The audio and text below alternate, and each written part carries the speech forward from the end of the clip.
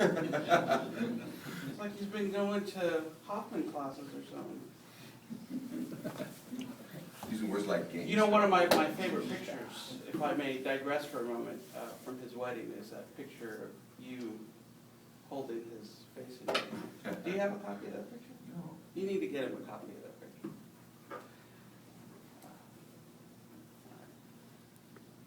Good job, proud. Thank you. All right, so what is Opus Dei? So Opus Dei is a Latin word, a Latin phrase, which means work of God. Work of God.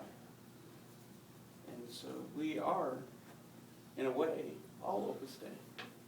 So when people ask me, are you Opus Dei? I said, of course I am. I'm a Word of God. The technical term for what Opus Dei is, it's called the personal prelature of the Catholic Church. It's unique because it's the only one, and it's actually kind of a product of Vatican II. Because prior to Vatican II, there was no such thing as personal prelatures. And without getting too technical, what that means is that the people who belong to Opus Dei, there is a bishop that's in Rome that's over all of Opus Dei, but they belong to their local parishes. You know, belong to St. Catherine. Well, and I'm not a good example because I'm not a member of Opus Dei, but for those people who are. So anyway, specifically the mission of Opus Dei, you've heard me talk about the mission all the time. The mission of Opus Dei is to spread the idea that we're all called to universal holiness. Now that sounds non-unique. But St. Josemaria Escriva had this vision of Opus Dei, and it was a vision from God in 1928. Almost 40 years before Vatican II. Where the norm was that people thought, well, you know, and I think Lyndon mentioned this a couple of weeks ago, if he didn't mention it at the conference. He said, you know, that this idea that spirituality and holiness is for the priests and the nuns.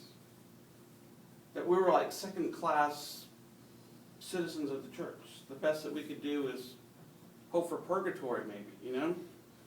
And, you know, leave the praying to them. And St. Josemaria recognized long ago, that idea, by the way, is called clericalism. This idea that it's just for the priests and the religious and not for the laity. Now, I'm not going to lie to you, this idea of universal call of holiness is not something that was invented by St. Josemaria. If you read the writings of St. Francis de Sales, who I want to say was in the 17th century, maybe it was the 14th, I always get those older guys confused, a long time ago. He had the same thoughts. He was talking about how the laity need to be holy people. You don't have to be a religious. And I would say that what St. Josemaria did is kind of take that to the next level and kind of formalize it, because there wasn't any sort of organization in place. In fact, if you see the movie There Be Dragons, it's kind of, I would call it a kind of a fictionalized version of his life, because the parts about the life of St. Josemaria are accurate, but this character that they use as his friend didn't really exist. And so they use that as kind of a parallel. So it's now on Netflix. So if you have a Netflix account, you just search on there for There Be Dragons. It's a pretty good accurate, the part of it that deals with the life of St. Josemaria is pretty accurate. There's a scene in there when he's talking to his local bishop about wanting to start the organization. And there's a funny phrase because the bishop looks at him and says, "It sounds very Protestant to me." And so, I thought that was kind of funny. But the point of it is that the mission of Opus Dei is twofold. One is to help people learn more about their faith so that they can live it in their everyday, ordinary lives. You kind of hear me say that on a regular basis. And the other thing is to really embrace that we are children of God. We say that, but we don't really live that way. if we really reflect on what it means to be a son of God.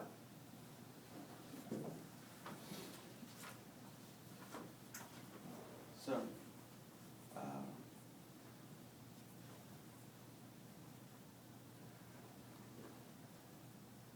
the other thing that Opus Dei does is they provide formal formation opportunities.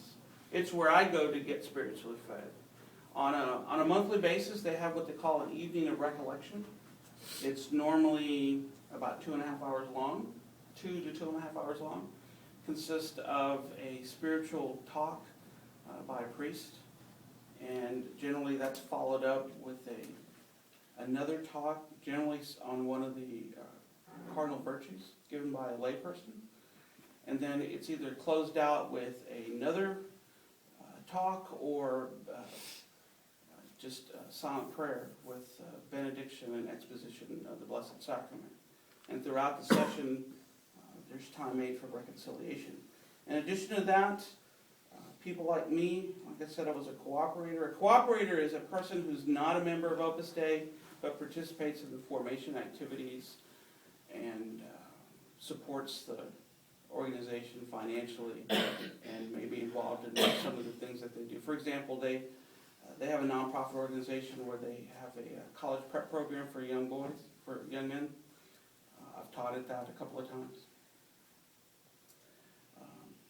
We have a gathering, a small group. There are about 10 of us that get together once a month at the University of Dallas. We break open whatever the gospel reading is for that day, and we pray for about 45 minutes, share a little bit, and then that's it.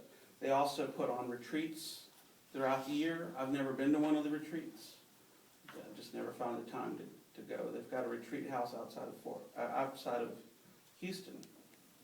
I hear they're wonderful. I just never had an opportunity to get to go to them. So, so that's what Opus Dei is and what Opus Dei does. There are about 60,000 members of Opus Dei in the world. So you can see it's a very large organization with their fingers and everything. I'm being sarcastic. Yeah. So it's not a very large group. It gets criticized for being secretive, and I think that some of that criticism may be warranted in the fact that it's just a misunderstanding. There are no membership lists. There's no Opus Dei logo. We don't have Opus Dei shirts or T-shirts or anything like that. There is an Opus Dei website, though. Because the idea is that you're out in the world living your faith. So I guess it's the being invisible in the world, I guess, is what makes it hard for people to kind of understand what it is that they do. So anyway, what else to say about them? Oh, the other thing that came up as a result of what was that movie called? The Da Vinci Code? Yeah, the other thing that came up as a result of that was this, there's a scene in the movie where there's this Opus Dei monk that's beating himself with the discipline. A few things to say about that. Number one, there are no monks in Opus Dei. There are priests that grow out of the organization that have a call to become priests, and they serve the laity. They put on retreats. Oh, that's the other thing, spiritual direction, like a spiritual coach. So there's a priest at the Dallas Center named Father Jack that has spiritual direction for priests and laity. At one time when I was going to the Opus Dei Center, as I was going in, Bishop Van was coming out. Father Jack to me is kind of a cool guy because he's old enough that he actually worked with St. Josemaria when St. Josemaria was still alive in Rome. So I kind of jokingly say that he's a walking relic, literally. So anyway, the whole thing about mortification is, it's funny that actually sometimes there are people in Opus Dei that practice some of the more extreme measures of mortification. That's not uncommon in church history, though. I mean, I think Pope Pope Paul VI practiced mortification. I think he actually wore one of those hair shirts. St. Teresa of Lisieux, actually. So you go through the lives of the saints, many of them practice. But actually, St. Josemaria says in his writings that us everyday regular people should be thinking about small mortifications and lifting those up. And sometimes it's almost comical to me when I read it. He's like, don't put sugar in your coffee and offer that up, you know. Or smile when somebody irritates you at work. You've heard me use that example. I stole that from him. Or, you know, like when I gotta say this, when you're taking out the trash and you don't like, you know, the trash bag rips and gets on your new pants as you're trying to go to work. Or your wife makes a dish that you don't particularly like. Instead of complaining about what you made, just smile and eat it. That's why I cook.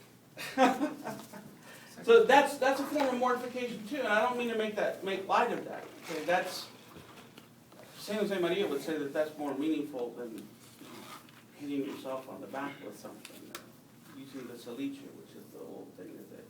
So anyway, that's what I got to say about Opus Dei. What questions do you have? Does anybody have any questions after seeing the Da Vinci Code or reading the Da Vinci Code or any? Well, you said something about the membership and types of memberships, but I don't think you ever explained that. Oh, okay. Yeah, you're right, I didn't.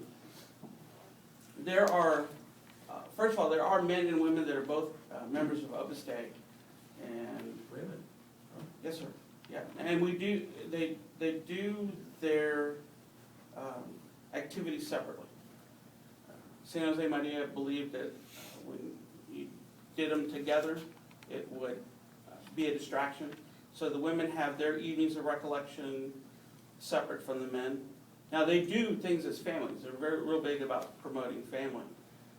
And so they will have some family events, you know, like the Feast of Epiphany. They have a gathering at the center and the families come and they share a meal and all sorts of other stuff.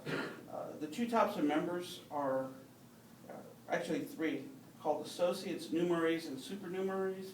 These terms are kind of archaic because they come from a time in the early 1900s. They're based on a university model, European university model. And I always get this confused. Numeraries are men and women who dedicate their lives in the service of Opus Dei.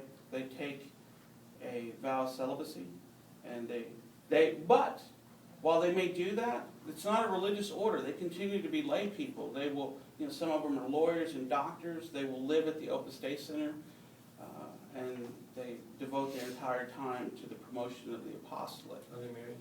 No, not the numeraries. The supernumeraries are. There'd be somebody that could be married, have children.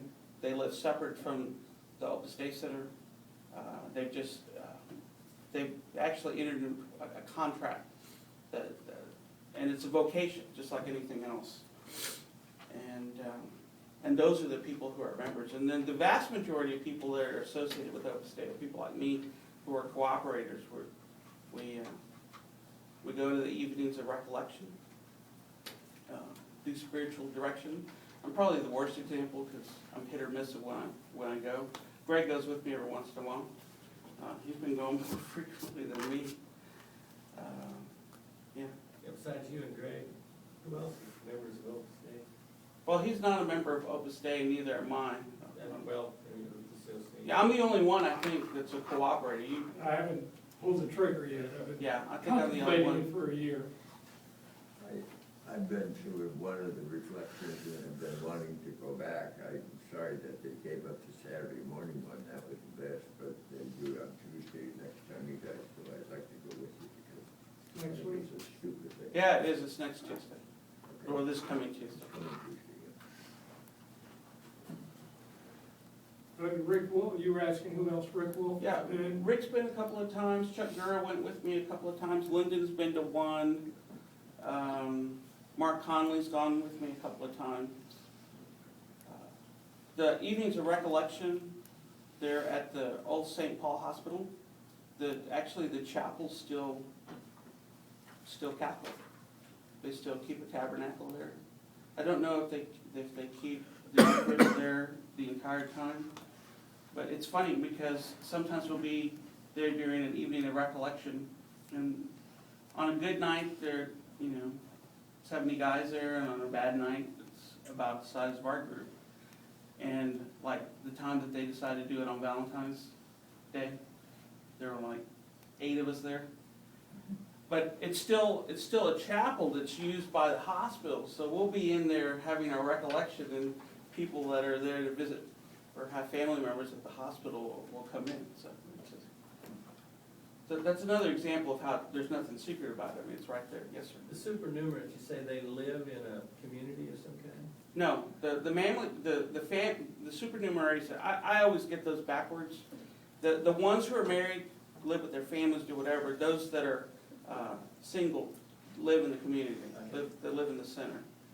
Like the Opus Dei Center in Dallas. Oh, that's the other thing. They have to get permission from the bishop before they can have a center there, and they have strong communication with the local bishops wherever they are. Because they generally don't have parish. There's not a such thing as an Opus Dei parish, for example. There might be a time, like in Chicago, there's a beautiful church called Mary of Angels that's in this revitalized neighborhood in Chicago, and the church was about to be demolished, and the bishop at the time, and I don't remember who it was, actually asked some of the priests of Opus Dei to take over the church, and now it's a very vibrant church.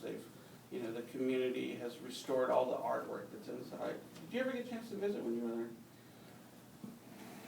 Is the one in New York, is that their headquarters? That's the headquarters in the United States. Yeah. Yeah, since it's kind of a secret organization, they don't do any evangelization or missionary work, right? Or do They do, and They do, okay. and it's not a secret organization, so I use the term, I know it's no, but I think it's important just to make that distinction. It's not. I would say the Knights of Columbus are more secretive than Opus Dei is because of the things that we do. Where do they keep their white monks? So they do have ministries in the sense that there are missions that they do in other countries where they've built schools. There are actually some schools here in the United States that they've built as well, and that sort of thing. But generally speaking, the mission of Opus Dei is everyday God. Actually, what I would summarize it in kind of the apostolate of friendship. Have I defined that word for you, by the way, apostolate? For the benefit of the couple of you that maybe weren't here when I did that, we overuse the word ministry in the church. Ministry is a term that should be exclusive to those liturgical activities like the altar servers, the lectors, the extraordinary ministers of Holy Communion. What we do as laity is called the apostolate, and that's straight out of Vatican II. It's from the first document called Gaudium et Spes. And what that means is that it's an activity of the laity to evangelize. It may simply be, writing letters to people to get them to come back to church. It may be developing a website. Joe Catholic is an apostolate. And I would say that the primary mission of Opus Dei is one of an apostolate of friendship, of using our everyday encounters with people to, you've heard me say this before when I say it's in living our faith that we draw people in. That's very much a message of Opus Dei, and it's easy to see how that's part of Vatican II as well. I mean, goes hand in hand. Yes, sir. Tom? Yeah. All right. Is there anything that anybody? Oh, you want to make an announcement before A few we say a announcements. closing prayer? Sunday, at the corner of Frankfurt and Josie Lane, we will have the Life Chain event. As Tonight's in tomorrow? Sunday. Tomorrow, 2 o'clock. Yes, at 2 o'clock. And those of you There's who no are- cowboy game, so no reason not to be there. Well, let's put this in balance here, Lyndon. Train wreck versus